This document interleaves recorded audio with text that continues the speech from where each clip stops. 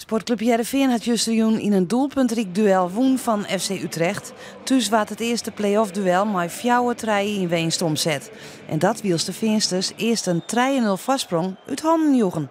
Hoe die ballen erin gaan, dat is Raymond Keulemans is er niks bij. Het liggen allemaal karambols. Ja, dat geluk, misschien dwongen ze het af. Ik dacht wel van, dit is wel schandalig eigenlijk. En dat mag niet gebeuren. Maar toen kwam die bal, dat paasje van Piri, die kwam dan bij die tweede paal. Jij controleerde hem en schiet hem eventjes in de kruising. Ja, nee, op dat moment moet je niet meer nadenken, denk ik. En gewoon rammen. En hij zat er lekker in. En dat was wel een lekker moment voor mezelf. Nu zou ik zeggen, met dezelfde passie en beleving beginnen aan die wedstrijd tegen Utrecht uit, of niet? Hoe krijg je dat voor elkaar? Ja, hetzelfde doen als deze week dan maar. wat dat dan ook is. Ja. Nee, het is een geweldige wedstrijd.